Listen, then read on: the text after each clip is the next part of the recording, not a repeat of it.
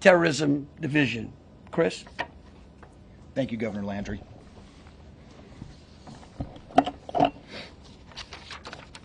Good morning.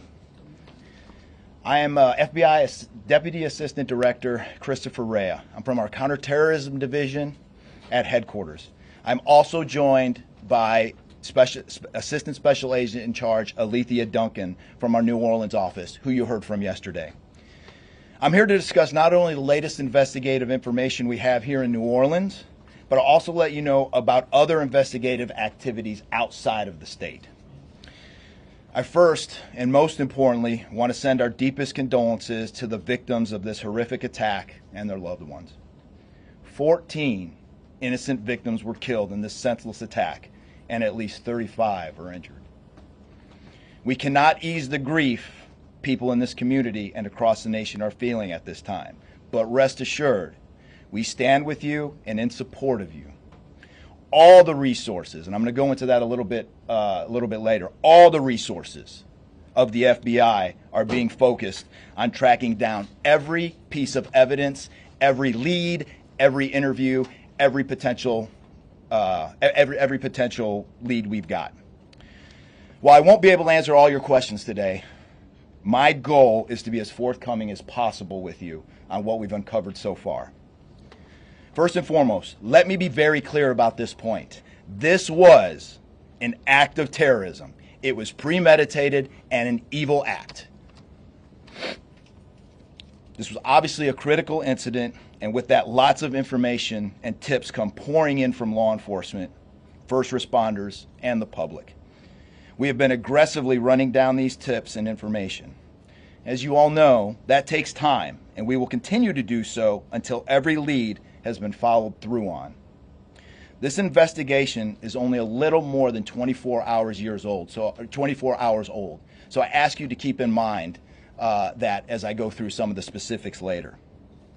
But at this point, currently, and this is another fact I want to be clear on, we do not assess at this point that anyone else involved in this attack except for Shamsud-Din Jabbar, the subject you've already been briefed on. A little bit about what the FBI is doing. So we are surging people and assets to the area from across the region and across the nation. Special agents in multiple field offices across the country have been deployed and are assisting with potential aspects of this investigation and following up on every lead. Additional teams of special agents, professional staff, and victim specialists continue to arrive to provide more investigative power and assistance to the victims and their families. We've also forward deployed a number of our critical incident response group assets, including members of our hostage rescue team, special agent bomb technicians, and crisis management coordinators. In addition, we have deployed more evidence response technicians to continue to process the various scenes that we have. So far, we have received just over 400 tips from the public, and that information is being followed up on both here in New Orleans and across the country. Some of the tips are here in New Orleans, and there are other tips in other states across the country that we are following up on. The FBI team and our law enforcement partners here are also reviewing hundreds of hours of surveillance and other video from both the French Quarter and other locations. As for a timeline, at this point, investigators believe Jabbar picked up the rented F-150 in Houston, Texas on December 30th. He then drove from Houston to New Orleans on the evening of the 31st, and he posted several videos to an online platform proclaiming his support for ISIS. There were 5 videos posted on Jabbar's Facebook account, which are time-stamped beginning at 1:29 a.m. and the last at 3:02 a.m. In the first video, Jabbar explains he originally planned to harm his family and friends, but was concerned the news headlines would not focus on the, quote, war between the believers and the disbelievers, end quote. Additionally, he stated he had joined ISIS before this summer. He also provided a will and testament.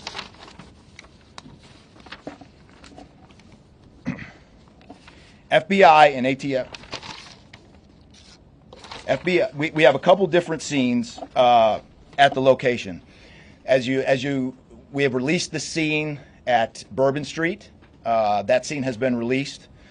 We also have a scene off of Mandeville address where we're currently searching that scene right now. FBI and ATF agents have secured that house, and that location is being searched for potential evidence. On New Year's morning, Jabbar opened fire after ramming through a blocked-off area of Bourbon Street, used his truck as a weapon to run over the victims. Teams of specially trained victim specialists, again, as I said, are on the ground here in New Orleans, assisting survivors of the attacked and loved ones of the deceased.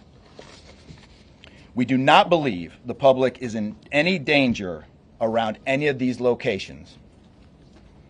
3 phones linked to Jabbar have been recovered, and digital media exploitation is a priority to see what is on the devices and determine if there are any other potential leads.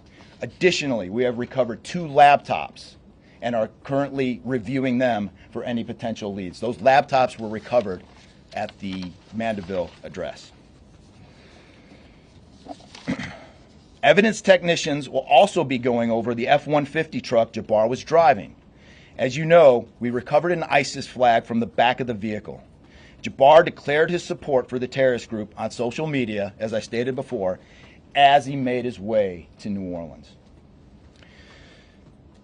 FBI bomb technicians also recovered 2 IEDs in coolers, one from the cross-section of Bourbon and Orleans Street, and the second at an intersection approximately 2 blocks away.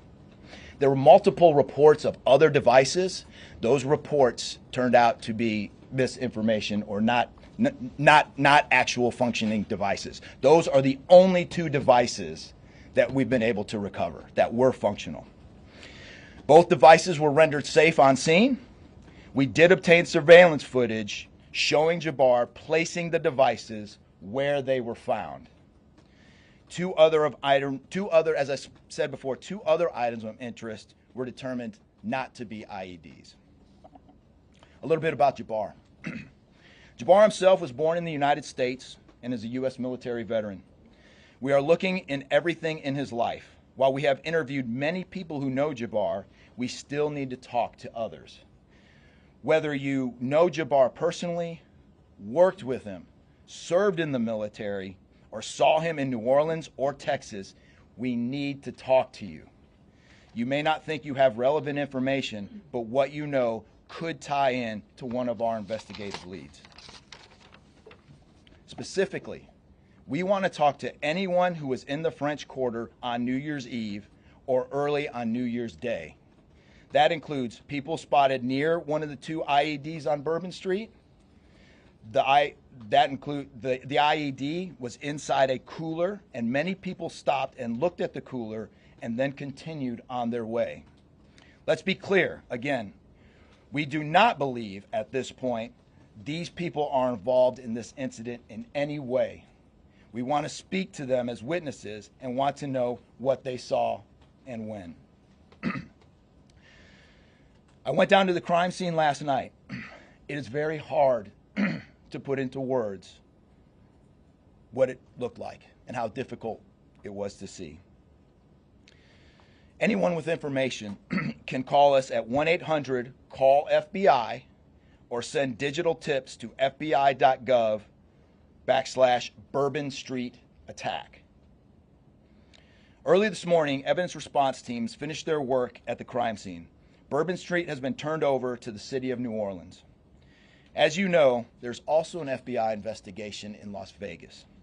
We are following up on all potential leads and not ruling everything out. However, at this point, there is no definitive link between the attack here in New Orleans and the one in Las Vegas. And again, I'll preface, as I close, I'll preface everything with what I started with in the beginning, which was this is very early in an investigation like this. Again, our thoughts and prayers are with the victims of this tragedy and everyone impacted across the country. They remain at the heart of our investigation. I also although I've only been on the ground here a short time, I also want to express a sincere appreciation for our partners here, which include the U.S. Attorney's Office, HSI, ATF, the New Orleans PD, the Louisiana State Police, the Governor's Office, and countless others. At this point, I'm going to turn it over to the Special Agent in charge of ATF here, Josh Jackson.